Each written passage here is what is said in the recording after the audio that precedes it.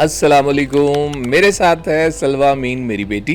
अस्सलाम वालेकुम। मेरे साथ है मेरे बाबा अमीन इकबाल। आज हम किस बात पे बात कर रहे हैं? आज हम इंटेलेक्ट ब्लॉक के बारे में बात कर रहे हैं। Intellect block. ओह, अच्छा। चले मैं पहले सवाल करता नहीं, पहले मैं सवाल नहीं, करूँ। मैं बड़ा हूँ। मैं नहीं तो फिर ये क्या, मुझे एडवांटेज होना चाहिए ना, मैं आपकी बेटी हूँ। बेटी होने का एडवांटेज तो नहीं होना चाहिए। ये तो ये तो प्रोज होते हैं ना बेटी होने के। आज छोटे होने का एडवांटेज ले सकते हाँ, हो। छोटे होने का एडवांटेज ले सकते तो हो। क्या याद करोगी तुम, पूछो। चलें, तो मेरा पहला सवाल आपसे ये है बाबा कि जब बहुत बड़ा शिफ्ट आया टेक्नोलॉजी में, अब मिलेनियम के टाइम से लेकर जेनजी के टाइम तक बहुत बड़ा शिफ्ट आ गया। उस शिफ्ट में सबसे बड़ा शिफ्ट जो आया है, जो नोन है, वो एआई का आया आपके अब तक वहाँ से। तो जब आपका इतना बड़ा शिफ्ट आया मिलेनियल्स के लिए, तो आपने उससे कैसे डील किया? आपका इंटेलेक्ट ब्लॉक किस तरह चला? आपका प्रोसेस क्या था उसको डाइजेस्ट करने का? क्योंकि आप लोग तो बहुत डिक्शनरी की तरफ जाते होंगे अगर किसी चीज़ में मुश्किल पेश आती होगी, या किसी बड़े बूढ़े का सहारा लेते होंगे, उनसे ये पीढ़ी चल रही थी। तो अब आपकी तरफ ये एआई आया, तो आपको फिर कैसा लगा? आपने कैसे डील किया? एआई तो बहुत देर बाद आया सलवा। पहले तो बहुत शुक्रिया इस सवाल का, चूँकि इसके ज़रिए मेरा ख़्याल है कि हमारी जनरेशन का एक कैथारसिस है जो कि इस वक्त मुझे करने का मौका मिलेगा। सलवा, पाकिस्तान बनने के बाद 1947 के बाद हम सेकंड जनरेशन है जो कि इस आज़ाद मुल्क के अंदर जन्मे, और हमें ये इतना खूबसूरत मुल्क मिला।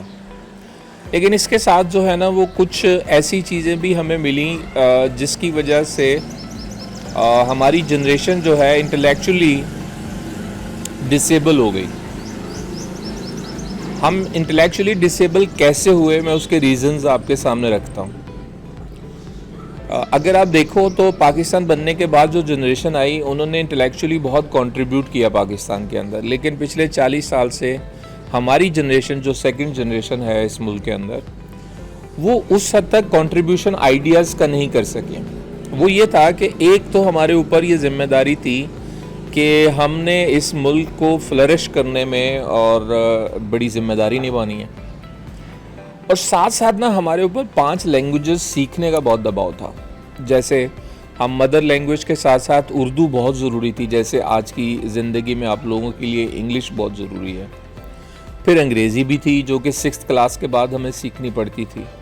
फिर अरेबिक जो है वो आज एआई से आपको एक ऐसा सपोर्ट सिस्टम मिल जाता है, लेकिन कुरान समझने के लिए अरबी को सीखना ज़रूरी था हमारे लिए। इसी तरह एक कंपल्सरी लैंग्वेज होती थी जिसमें फ़ारसी। तो ये ज़बानों का दबाव जहन पर, और फिर ये एक ज़िम्मेदारी का दबाव कि हम किस तरह से अपने मुल्क की बेहतरी में कंट्रीब्यूट कर सकते हैं। और फिर 80s में जब हम मैट्रिक और आए तो इंटरनेट का रेवोल्यूशन आ गया और कंप्यूटर इंट्रोड्यूस हुआ दुनिया में। तो सलवा, ये कंप्यूटर इंट्रोड्यूस 60s में हो चुका हुआ था, लेकिन अनफॉर्चुनेटली हमारे पास, यानी आवाम के पास पाकिस्तान के अंदर, ये थोड़ा लेट आया। और वो इतनी तेज़ी से फिर आया। 86 में हमने डॉस सीखना शुरू किया।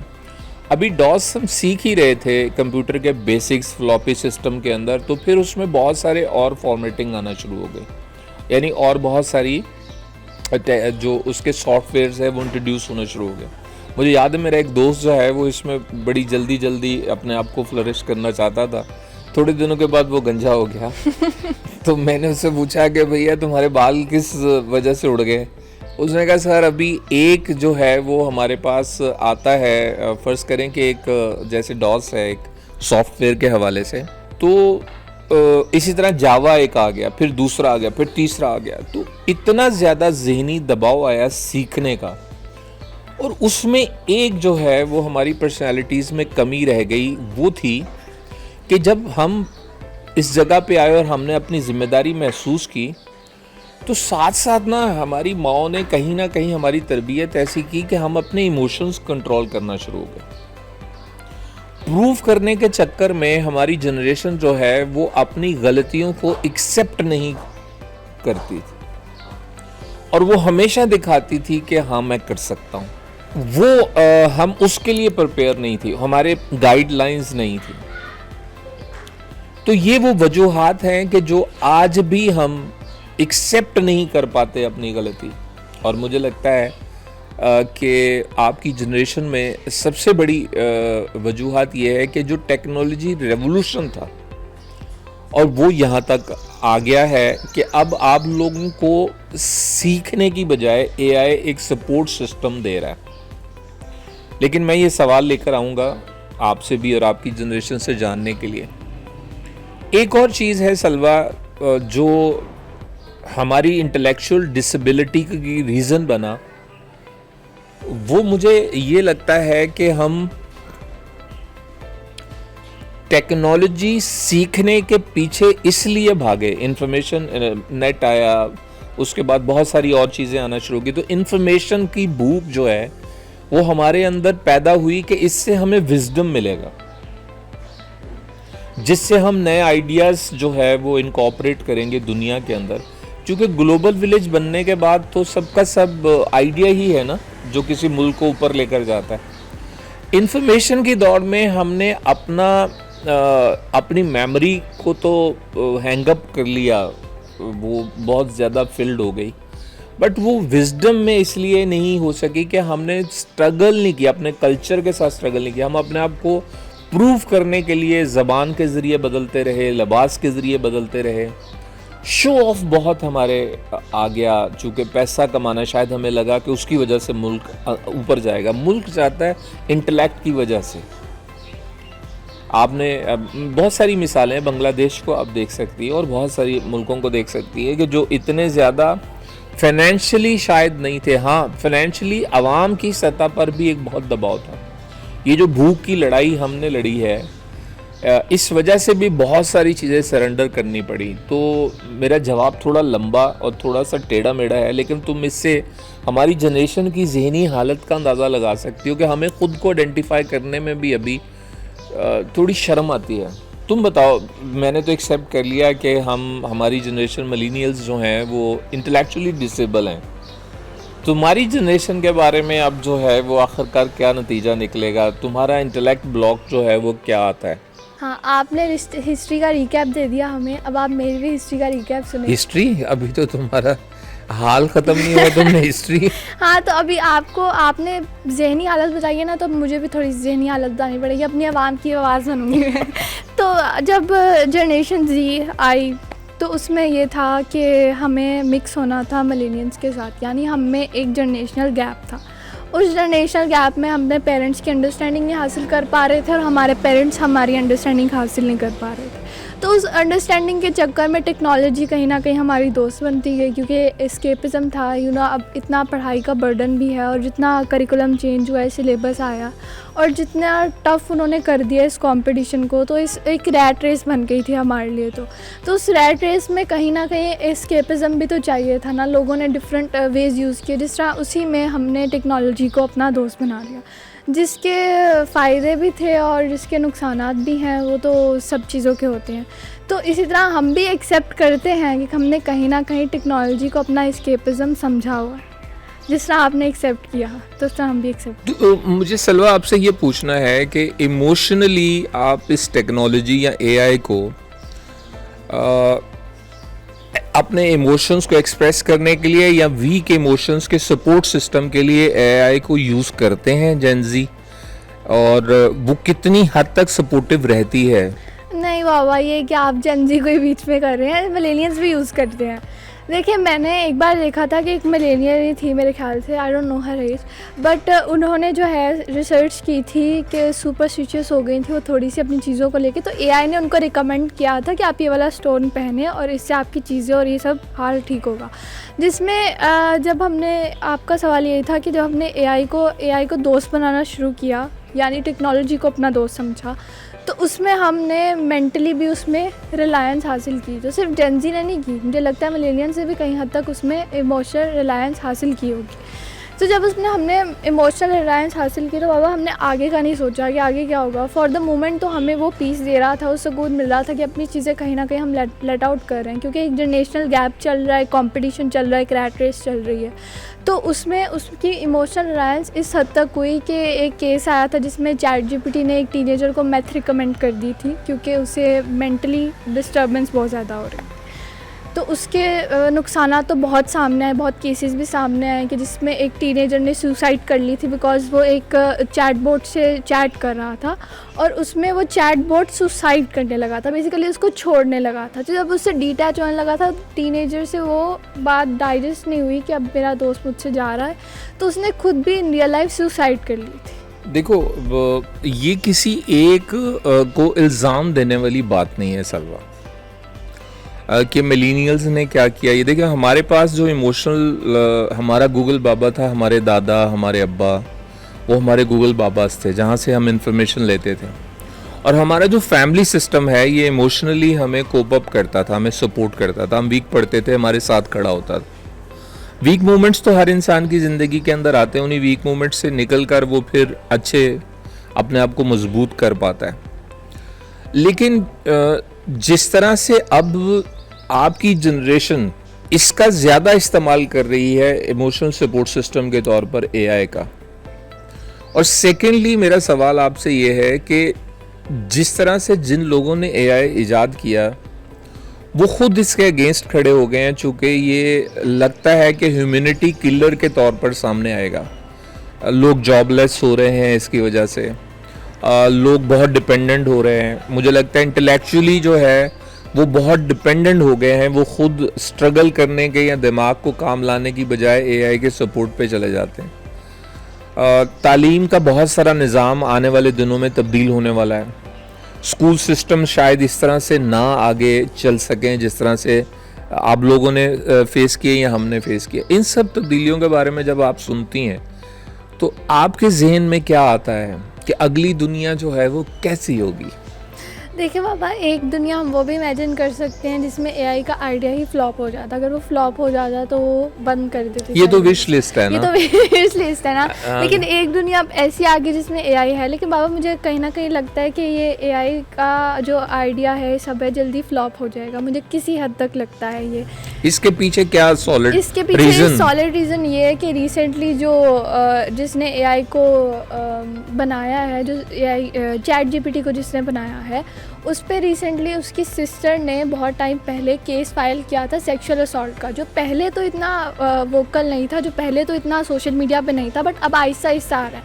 यानी कि जितने भी लोग हैं जिन्होंने ये इन्वेंशंस की है, चीज़ें बनाई है, टेक्नोलॉजी बनाई है, वो कहीं ना कहीं बैकग्राउंड से बहुत डार्क ताल्लुक़ रखते हैं। जिस तरह इस पे केस लगा हुआ है इसकी सिस्टर के साथ, इसी ने फ़ंड रेज़ किए थे ट्रम्प को ड्यूरिंग ये ईरान और अमेरिका के जो टेंशन चल रहे थे ना, तो उसकी वजह से 3 मिलियन लोगों ने चैट जीपीटी को बायकॉट किया है। तो इस तरह मुझे लगता है कि अगर और अवेयरनेस रेज होगी या और सोशल प्रोटेस्ट हो सकते हैं एआई को लेके, क्योंकि जिस तरह वाटर यूजेज चल रही है और प्रेडिक्ट किया जा रहा है कि जितना अर्जेंटीना इलेक्ट्रिसिटी यूज़ कर रहा है, चैट जीपीटी भी कुछ आने वाले सालों में उतनी ही इलेक्ट्रिसिटी यूज़ करने लग जाएगा। ओह, सो सैड। अगर इतनी इलेक्ट्रिसिटी जो है वो शायद हमारे मुल्क में तो इतनी इलेक्ट्रिसिटी है ही नहीं तो हम तो महफूज हो जाएंगे एआई को जितनी इलेक्ट्रिसिटी। लेकिन बाबा वो वाटर भी तो इतना ज़्यादा यूज़ कर रहा है, वाटर कंजप्शन हो रही है उसकी। वाटर तो बहुत बड़ा, दुनिया का इस वक्त सबसे बड़ा मसला ही पानी है, और कई मुल्क और कई बड़े शहर ऐसे हैं जो ज़ीरो लेवल पे पहुंच गए हैं, और हमारे पाकिस्तान में भी कई शहर ऐसे हैं जो इस खतरा का सामना करने वाले हैं जल्द ही। लेकिन उम्मीद करते हैं कि इंसान मिलकर जो है कुछ ना कुछ रास्ता निकालेंगे। बाबा आपने मेरे से इतने सवाल कर लिया, अब मेरी बारी। मेरा आपसे सबसे बड़ा सवाल ये है आपकी जनरेशन से कि जब इतना बड़ा चेंज आया, एक evolution I, revolution I technology को लेकर, तो जब आपने इसको यूज़ किया, ऑब्वियसली आपने किया होगा, आपने इसको यूज़ किया तो आपको क्या इतना अट्रैक्टिव लगा इसके अंदर, या क्या इतना आई कैचिंग लगा? आपने इसका यूजेज बरकरार रखा कि नहीं? बरकरार रखा? इतनी गहरी उर्दू। बरकरार कंटिन्यू रखने का सलवा ये है कि जब हमारी अवाइल उम्र यानी कि इनिशियल उम्र जो थी हमारी, उसमें जब ये चीज़ें आई तो आपके पास चॉइसेस नहीं होते जब आप प्रूव करने की एज में होते हैं ना, कि आप इसके प्रो एंड कॉन्स देखें, चूँकि आपकी पिछली जनरेशन उससे अवेयर नहीं है। हमने जब पास किया आपको तो हम काफ़ी हद तक टेक्नोलॉजी से अवेयर ज़रूर थे, उतने लिटरेट नहीं थे जितने लिटरेट आप हो गए हो शायद, लेकिन यह है कि हम अवेयर ज़रूर थे कि टेक्नोलॉजी ऑफ इंटरनेट, वाईफाई ये है क्या। और एक ख़ास उम्र में जो अट्रैक्शन होती है वो मनफी चीज़ों की तरफ ज़्यादा जाती है। तो इंटरनेट का सबसे बड़ा जो हमें लगा था, MSN मैसेंजर आया था, तो हमें लगा था कि इंटरनेशनल गर्ल्स फ्रेंड ज़्यादा बन सकती हैं, चूँकि वो चैट था, एक ग्लोबल दुनिया के साथ आप चैट कर सकते हैं। फिर आहिस्ता आहिस्ता ये समझ आई कि नहीं, इस चैट ग्रुप्स के अंदर हम अपना पर्सपेक्टिव और अपने मुल्क का पर्सपेक्टिव दे सकते हैं, जो लोगों के जहनों में बहुत अजीब सा था हमें लेकर। तो हम उस परसेप्शन को ठीक करने के लिए उसका यूटिलाइज करना शुरू हो गए। मुश्किल रहा, काफ़ी मुश्किल रहा, लेकिन यह है कि एक तो ये था कि हमारे पास चॉइस नहीं थी। हमें, जैसे इस वक्त आपके पास कोई चॉइस नहीं है, आप नहीं सीखेंगे तो आपको ऑब्सलीट माना जाएगा, और सोसाइटी जो है वो ऐसे लोगों के साथ कुछ अच्छा बिहेव नहीं करती, ये डर रहता है आपको। तो आप इसलिए अपनी इंफॉर्मेशन को अपग्रेड रखते हैं, और जो टेक्नोलॉजी आ रही है उसमें अपने आप को इंडल्ज रखते हैं कि आप को थोड़ा बहुत भाव दिया जाए। लेकिन बाबा, कभी ऐसा मौका आया हो आपके, यानी ऐसा वक्त आया हो कि आपने सोचा हो कि मैं भी इसके साथ इमोशनल डिपेंडेंसी का इन्वॉल्व कर लेता हूँ टेक्नोलॉजी के साथ? जैसे मैंने कहा कि मेरा अपने पेरेंट्स के साथ रिश्ता बहुत अच्छा था, तो जो जवानी के मेरे अवाइल उम्री के इमोशनल वीक मोमेंट्स हैं, उसमें मुझे वो सपोर्ट वालदा की तरफ से बहुत रहा, और उसकी वजह से मैं शायद कुछ गलत फैसले उन वीक मोमेंट्स पे करता। जैसे यूजुअली नौजवान जो है वो ड्रग्स की तरफ चले जाते हैं इन वीक, तो कोई ना कोई सपोर्ट सिस्टम ढूंढते हैं, तो मैं उस तरफ नहीं गया। जब मैं बड़ा हो गया तो मेरे पास मेरा जो पैशन और शौक़ है किताब पढ़ने का, उसने मुझे ये बहुत अवेयरनेस दी कि किस मोमेंट पर कैसा एक इमोशनल अटैक इंसान किस तरह से सह सकता है, और दुनिया में होने वाले वाक़यात में उन इंसानों ने किस तरह से उनको फेस किया। तो मुझे एक समझदार इंसान ने ये बताया था कि जब किताब, आपको जो भी किताब बोर करे और आपको लगे कि वो बहुत ज़रूरी है पढ़नी, तो हर रोज़ जितनी आपने पढ़ी है 6 दिन तक, दोबारा से शुरू से पढ़ना शुरू करें। तो चाहे 1 सफ़ा पढ़ें, चाहे आधा सफ़ा पढ़ें, लेकिन अगले दिन फिर शुरू से शुरू करें। तो 6 दिन के बाद आप उस किताब के साथ जुड़ जाएंगे और आप इंजॉय करना शुरू कर दें, किताब मुकम्मल करेंगे। तो इस तरह के बहुत सारी चीज़ें सीखी, और किताबों के अंदर अपने आप को खपा के वहाँ से मसाइल का हल लेने की कोशिश की। और कुछ ज़िंदगी की ठोकरें भी हैं, मैं तुम्हें क्यों बताऊँ। ये कभी ना कभी तो आप बताएंगे मुझे। हाँ, वहाँ से सुन लेना ना, जब मैं अपनी किताब लिखूंगा उसमें पढ़ लेना ना। नहीं ऐसा कि आप मुझे अकेले भी, मतलब एक बेटी के साथ जो आपको बताना होता है, पास करना होता है अपना। तुम्हें पाल पोस के सलवा इतना बड़ा कर दिया। अब इतना भी बड़ा नहीं किया बाबा अभी। तुम अहले किताब हो, मेरा मतलब अहले किताब से मतलब गलत ना लीजिएगा, तुम किताब की मालिका हो। थैंक यू बाबा। और देखो, मैं जो कि किताबों से इतनी दोस्ती रखता हूँ, अभी तक एक किताब भी मेरी मार्केट में नहीं आई। आ जाएगी, जल्दी आ जाएगी। तो बाबा, अभी आपने किताब का जिक्र किया, तो अभी जब टेक्नोलॉजी का इतना बड़ा चेंज आया आपकी जनरेशन में भी, हमारी जनरेशन में भी, तो आपने किताबों के साथ आपका डिस्कनेक्शन हुआ कि नहीं हुआ? अगर हुआ तो आपने उसे कैसे वापस डेवलप किया? हुआ, वो कुछ अरसे तक हुआ, लेकिन यह है कि जब रियलाइजेशन आ जाती है ना कि आप नुकसान क्या कर रहे हैं, तो फिर किताब की तरफ वापस आ जाते हैं। और मुझे, मैं अपनी बात तो करूं तो मुझे तो बहुत आसानी इसलिए रही कि मेरा जो प्रोफेशन है वो लिखने पढ़ने से, मुझे स्क्रिप्ट्स पढ़ने हैं, इसलिए मुझे किताबें पढ़नी हैं ताकि मैं ज़्यादा से ज़्यादा कहानियों से अवेयर रह सकूं। लेकिन जब मैं डायरेक्टर बना तो उसने मुझे लत लगा दी, मेरा एल्गोरिदम चेंज कर दिया। चूँकि जब डायरेक्टर एकेडमी में जाते हैं तो सबसे पहले उनको 500 के करीब फिल्में दिखाई जाती हैं। वो 500 फिल्में देखने का मकसद सिर्फ और सिर्फ ये होता है कि एक विजुअल मेमोरी आपकी बन जाए। तो वो जब मुसलसल देखी फिल्में, तो उससे भी मेरा एल्गोरिदम चेंज हुआ, और मैंने जो है मैं रील्स की तरफ जाना शुरू हो गया कि ये चीज़ें जो है वो देखे। लेकिन फिर मुझे एहसास हुआ कि ये एडिक्शन है। ये एडिक्शन जो है वो आपका फोकस छीन लेती है, आपका फोकस शॉर्ट कर देती है। तो मुझे एज डायरेक्टर और एज राइटर फोकस ज़्यादा लंबा चाहिए, ज़्यादा बड़ा चाहिए, ज़्यादा तवील चाहिए। चूँकि जब हमारा स्क्रीन प्ले का टेस्ट हुआ था तो उसका क्राइटेरिया ये था कि 2 घंटे जो आदमी मुसलसल एक ही लफ्ज़ लिख सकता है वो उस टेस्ट में पास होगा और उसे एडमिशन मिलेगा। और उस वक्त था कि स्क्रीन पे राइटर वो होता है जो इस सिंह के पीछे भी खामोशी से 8 घंटे गुजार सके। तो आपको इतना सोचने के लिए अपने अंदर गूदा चाहिए होता है, एक दिल चाहिए होता है कि आप इतना फोकस कर सके चीज़ों। इस वजह से अब जो है वो कंटेंट भी जो प्रेजेंट हो रहा है, अभी बहुत सारी फिल्में ऐसी आई हैं जिनकी लेंथ 4.5 घंटे की थी, वो इंटरेस्टिंग बनी तो लोगों ने 4.5 घंटे भी देखा।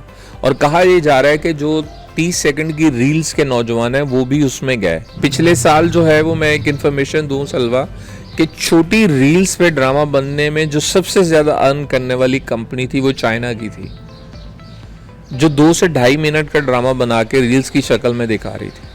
और हमारे यहाँ 40 मिनट का ड्रामा जो है वो बनता है। जितना फोकस इंसान का कम होता चला जाएगा उतनी ज़्यादा न्यू आइडियाज़ की टेंडेंसी कम होगी, ऐसा मुझे लगता है। मेरे जहन में सवाल आया, आपने अकेले बैठने की बात की, यानी 8-8 घंटे स्क्रीन राइटर्स के लिए। तो बाबा जो अब की क्रिएटिव यूथ है जो इसमें स्टेप अप करना चाहती है, यानी मेरा भी ये सवाल है आपसे कि कहीं ना कहीं जब ये टेक्नोलॉजी का इंट्रोडक्शन और सारी चीज़ें चेंज आया तो कहीं ना कहीं हमारा भी फोकस हट गया, डिस्ट्रैक्शन हो गई, यानी अकेला बैठना एक अजाब लगने लग गया, क्योंकि लोग एस्केपिज़म ढूंढ रहे थे चीज़ों में, सब में। तो अकेले बैठ के वो सारे थॉट्स आपको हिट करते थे एट वंस। तो आपने कैसे उससे कोप अप किया जब आप पहली दफ़ा अकेले बैठे? देखो बेटा, अकेले बैठने में जो सबसे बड़ा मसला होता है कि वो आपको खुद से मिलना होता है, और जब आप खुद से नहीं मिलते तो आपने अपना एक तसव्वुर बना रखा होता है। आपके उस तसव्वुर के आपके इर्द गिर्द के लोग जो हैं वो आपको एंटरटेन कर रहे होते हैं। जैसे माँ ने जो है वो आपको तसव्वुर दिया होता है, मेरा बेटा तो बहुत खूबसूरत है या मेरी बेटी बहुत खूबसूरत है। और दोस्त आपकी दोस्ती को जिंदा रखने के लिए आपको जो आप सुनना चाहते हैं कि आप बड़े इंटेलेक्चुअल हैं, आप फलां हैं फलां हैं फलां हैं, तो वो आपको वही कहते हैं। तो आपकी सोच में आपका एक तसव्वुर बन जाता है जो दरअसल आप वही देखना चाहते हैं और वही लोगों से सुनते हैं। लेकिन जब आप अकेले बैठते हैं ना तो फिर आप अपने आप के असल से मिलते हैं, उसमें बड़ा डिप्रेशन होता है। और आप फिर ये सोचते हैं कि मैं इतना डिपेंडेंट हो गया हूं कि लोग मुझे कहते हैं कि मैंने आज अच्छे कपड़े पहने हैं तो मैं मानता हूं, लोग मुझे कहते हैं कि मैं ऐसा दिख रहा हूं तो मैं मानता हूं, मेरी अपने बारे में क्यों कोई राय नहीं है ना। ये टफ टाइम होता है। इसकी acceptance is a hardest thing in this world, क्योंकि आप जब किसी भी चीज़ को मानते हैं तो इसका मतलब ये है कि आप कुछ ना कुछ तब्दील कर रहे हैं अपने अंदर। वो एक्सेप्टेंस लाना जो है वो फिर तन्हाई में आपको वो मौका देता है कि आप अपने आप को बेहतर करें। तो सलवा, पता नहीं ये बात जो है वो किस तरह से कितनी समझ आए और ये क्या हो। जो एक चीज़ मैंने सीखी है ना वो ये है कि अल्लाह ने सोचने के 2 सोर्स दिए हैं, एक दिमाग दिया है और एक दिल दिया है, जिसे हम ज़मीर, कल्ब या इमोशंस कहते हैं। इनमें से कोई एक बात अगर आप मान लो किसी एक की, तो आप सही फैसला नहीं कर सकते। तो क्या होता है कि मैंने ये महसूस किया कि दिमाग भी आपको वर्गलाता है। आप चूंकि उसे वो चीज़ें सुनाते हैं अपने बारे में, तो वो राय कायम कर लेता है कि ये खुद से ये समझ बैठा है और ये मुझे बता रहा है कि मैं ऐसा हूँ। जैसे कि मैं सुबह उठ नहीं सकता, ये काम बहुत मुश्किल है ना। तो ये सुझाता नहीं है दिमाग, हम उसे बताते हैं। तो मैंने अपनी ज़िंदगी से ये लफ्ज़ निकाल दिया कि मैं अपने दिमाग के कब्ज़े में नेगेटिवली ना जाऊं किसी तरीके से, तो वो मुझे कंट्रोल ना करे। और दूसरी बात ये कि कई दफ़ा आप इमोशनली सोच रहे होते हैं तो उसका टाइम ज़रा लंबा हो जाता है, तो उसको मैं टाइम दूं पूरा, और जब इमोशंस के उस प्रोसेस को पूरा कर लूं फिर मैं दिमाग और दिल दोनों का एक बैलेंस हासिल करके एक थॉट प्रोसेस करूं। तो ये चीज़ें हैं मुश्किल, लेकिन ये है कि इंसान अगर इसे एंजॉय करे और करने की कोशिश करे तो इंसान उससे निकल आता है। वो बहुत सारे दिमाग आपके सामने रीजंस रखता है कि तुम थक जाओगे, तुम ऐसा कर रहे हो, तुमने औलाद के लिए क्या क्या नहीं किया, तुम खाने के लिए करते हो, तुम उनको कपड़े, तुम मेहनत करते हो, तुम कितनी देर बाद सोते हो। वो आपसे हमदर्दी करवाने की कोशिश करेगा दिमाग, बट वो कहेगा तुमने करना नहीं है।